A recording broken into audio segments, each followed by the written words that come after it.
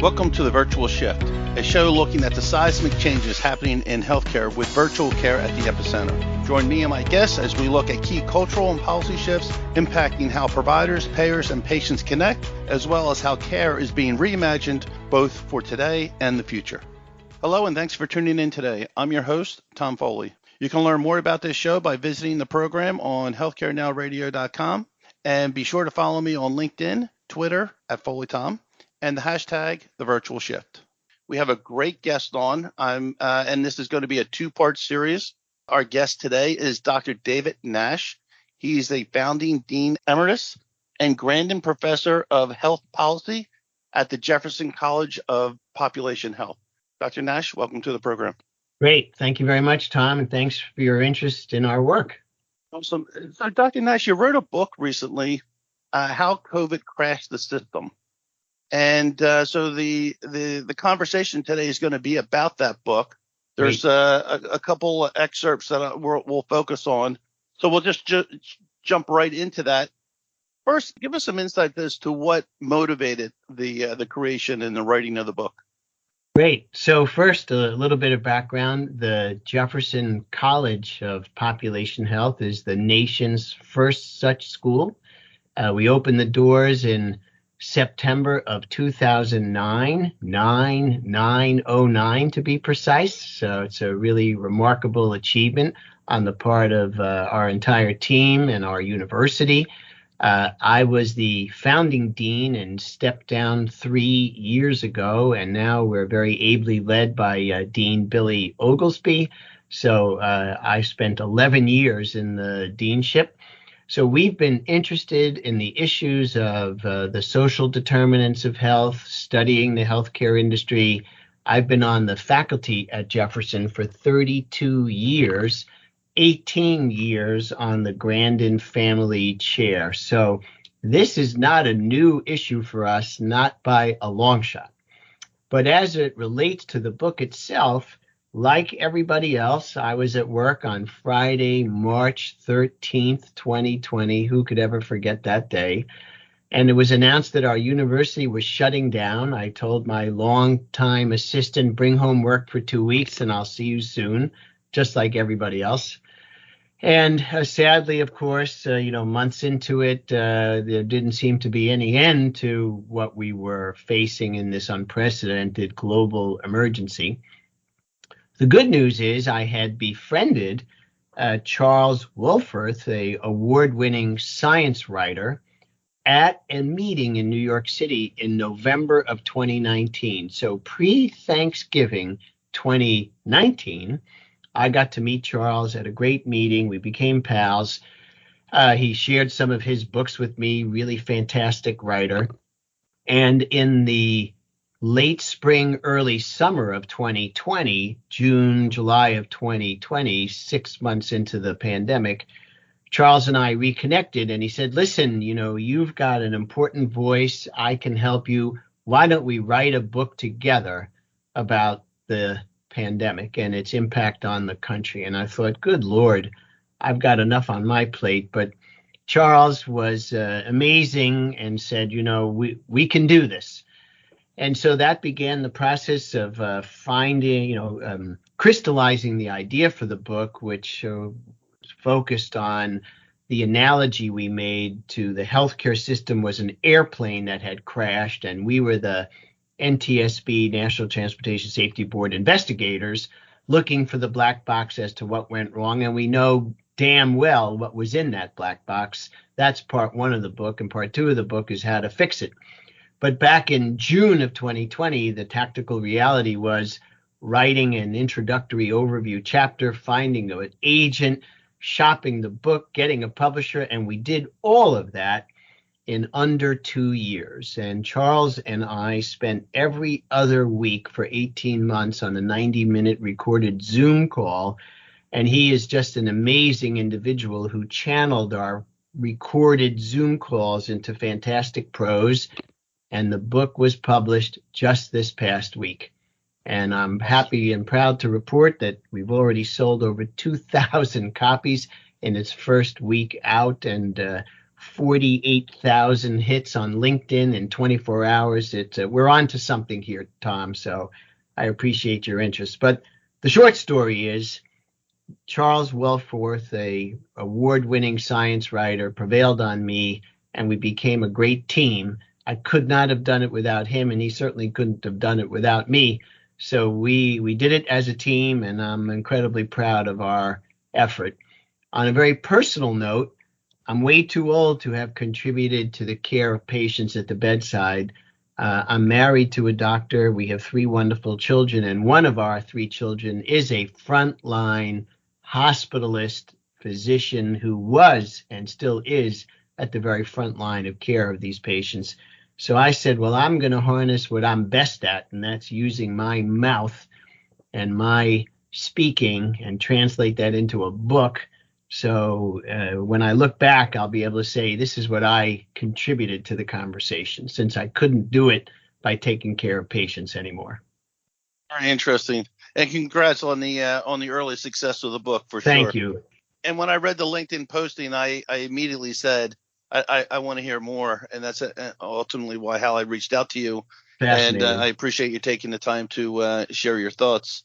You know, the first half of the book, as you said, talks about the findings, right? Highlights the problems, which is important. We can all talk about solutions, but if you don't have the factual understanding of the findings, then what problem are you trying to solve, right? So you understand the problem.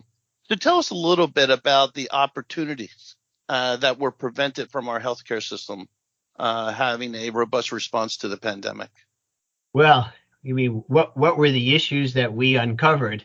You know, as we say in the book, Charles and I have our black baseball hats on that say NTSB, and we're going through the wreckage, and the bodies are covered by a tarp, and the wreckage is still smoldering. That's how I feel, because we've had 1 million deaths. Let's just take a moment, right? 500,000 servicemen died in the Second World War, and we've had 1 million civilian deaths.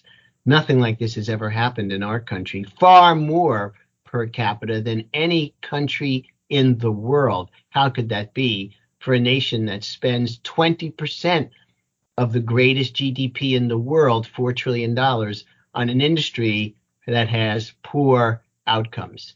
No other company would ever tolerate this kind of absurd return on investment, or lack thereof return on investment. Or lack thereof, exactly. There's plenty of blame to go around. And by the way, of course, Tom, none of this is new. We were talking about this when we opened the doors to our college in September of 2009, 13 years ago, of course. And there are many people who were writing about it way before us. People like David Kindig and many, many other leaders. We just were fortunate that Jefferson had the resources and the political will to create such a school. But back to the book, look, here are the facts. Wherever your political alignment is, it hardly matters. America spends $10,000 per person, including children, per year on health care services. And for this $4 trillion annual investment, we are not ranked in the top 10 of any health-related positive outcome as it relates to other Western nations. To put it in blunt terms, we are not getting a return on our staggering investment. And the more we spend on healthcare means the less we spend on schools, on fixing bridges, on improving our infrastructure, on sending kids to universities, and I could go on. So this is we rob Peter to pay Paul. I apologize for jumping in, but wouldn't you say investment in people, health, and wellness is an infrastructure project in and of itself? I know we get tied up in the classic World War II infrastructure. It means roads and bridges and and railroad tracks and things of that nature. But the healthcare system, you hear it all the time, and there's only a few examples that I know of where I could see someone taking a lemon and making lemonade. But you talk about 3 opportunities that were missed in our response to the pandemic. Can you talk to those 3 those three Well, items? sure. There's lots of opportunities that were missed in no particular order. Certainly, one is leadership. And again, whatever, the political issues at that time, let's go back and remember that the president at the time was informed on an Air Force One on his return from India that something terrible was afoot and basically decided to ignore it and tried to fire the CDC senior scientist who first pulled the fire alarm. The Secretary of Health and Human Services, the head of the CDC at the time, the head of HHS, even important scientists tried so hard to convince the national leadership to declare a healthcare emergency.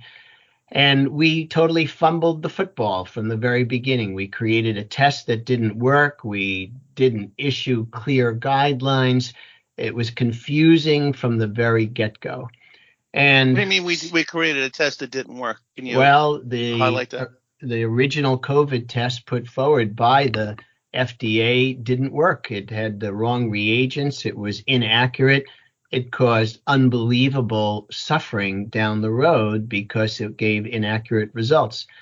We were fighting with the World Health Organization, wanting to leave the organization just at a time when we needed global cooperation.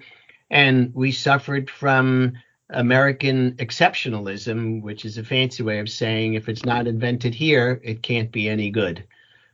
So our whole culture was called into question. The notion of individualism, I know what I need to do, and I don't really care that much about my neighbor. Exceptionalism, we're great, we'll figure it out. And federalism, when the government at the time said, governors, you're on your own.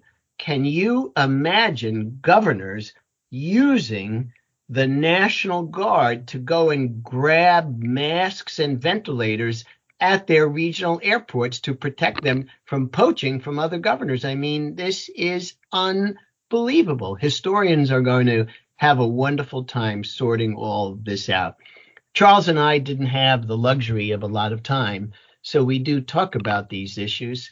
But lack of leadership, lack of preparedness, lack of a national will. But I think the three themes that come out are individualism, exceptionalism, and federalism. That's a lot of isms, but the basic issue is the greatest nation in the world was flat-footed completely in our early response. Other nations did a much better job.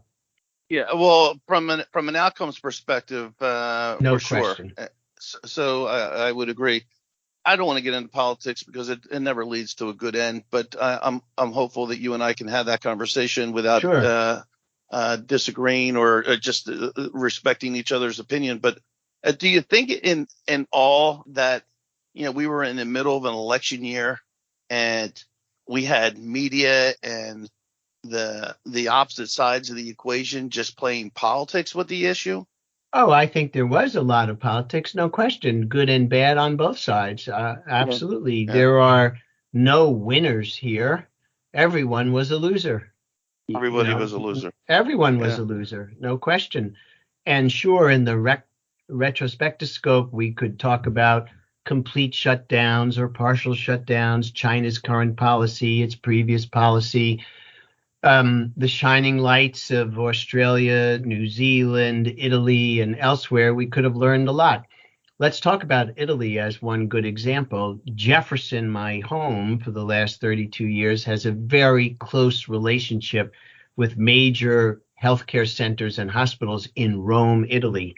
Those doctors talk to our doctors at Jefferson around Thanksgiving, pre-Christmas 2019, to say something terrible is coming, you better get ready now. Excuse me. And as it turned out, this was a prophetic warning, which we took to heart and enabled our amazing clinical leaders, people like Dr. Bruce Meyer, Dr. John Gleason, and an army of others, to be ready and be better prepared for the inevitable wave that came from New York City that crushed communities of color and then came south to Philadelphia. So it's not as though we were surprised by what was happening. we were better prepared than most because we overcame some of that exceptionalism and individualism and listened to our clinical colleagues in Rome in particular. As one good example of when you go out of the box and you think about and you look for help elsewhere and you're willing to say we don't have every answer, what can be accomplished? Yeah, so let's talk about the impact on persons of color during COVID and the overall healthcare system inequities Yes. in context of that. So talk to me a little bit why there's this, certainly the numbers probably play out, but why you think the community of color were impacted much more drastically than other populations. Well, I don't think it's exactly what happened. So Right. the Yeah. evidence is sadly overwhelming. Basically, in our country, because we lack universal access and universal coverage, and coupled with a lack of a primary care infrastructure, and couple that with a poor public health infrastructure, let me give you the numbers.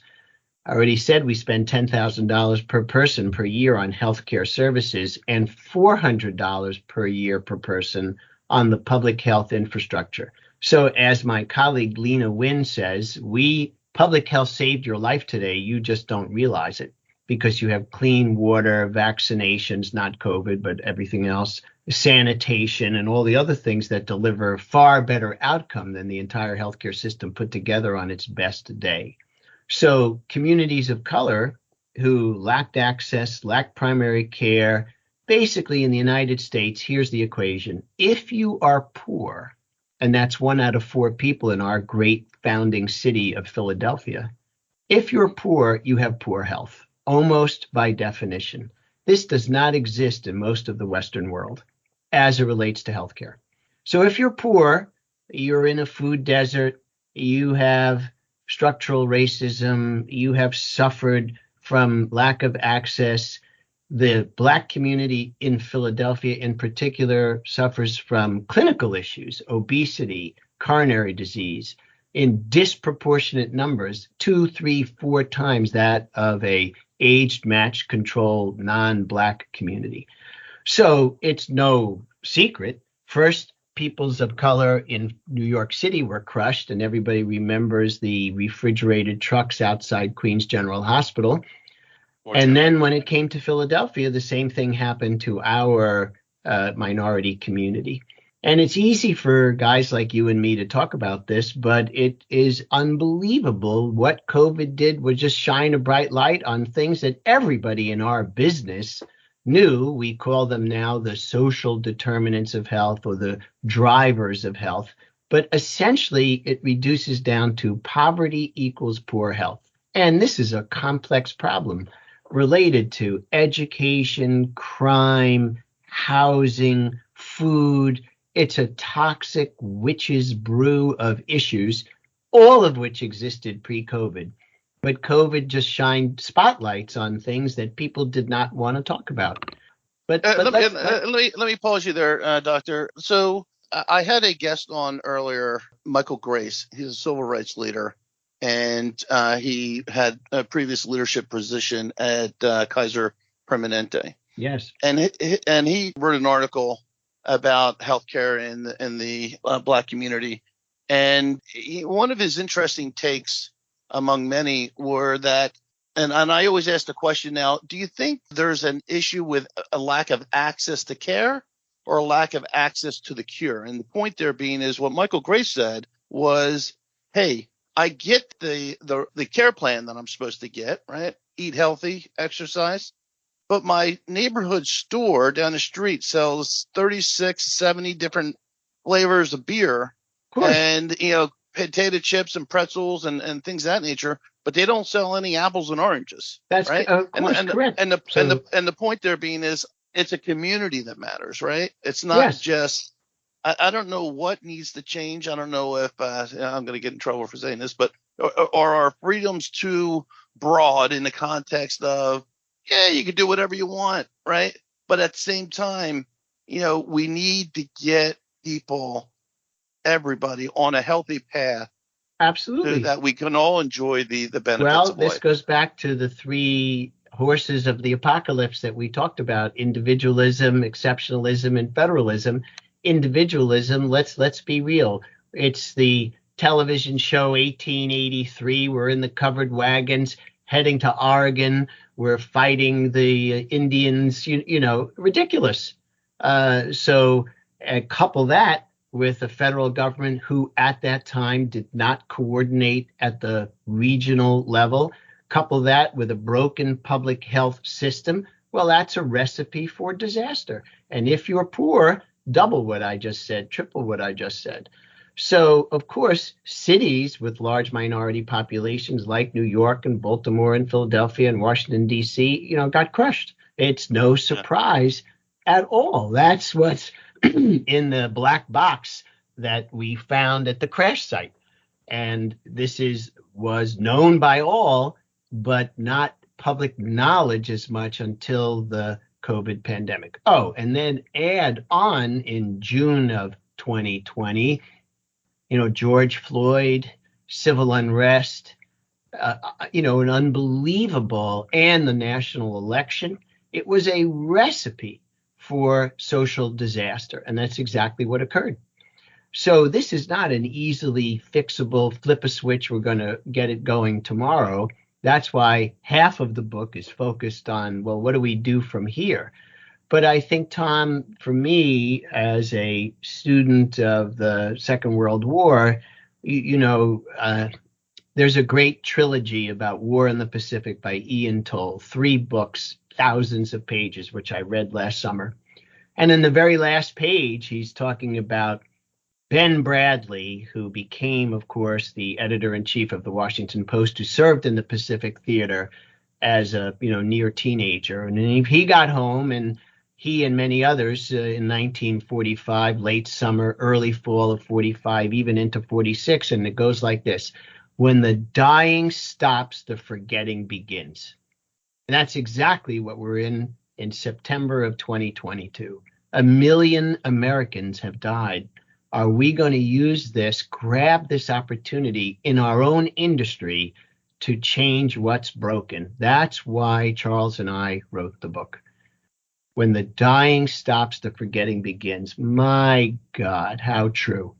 And here we are. We can barely remember those refrigerator trucks outside Queens General. That's a great quote, and there's so many things that come to true when you talk about the social unrest that we have. And yes, there were a number of I'm just going to categorize it as unfortunate, unnecessary, just outright wrong events that occurred.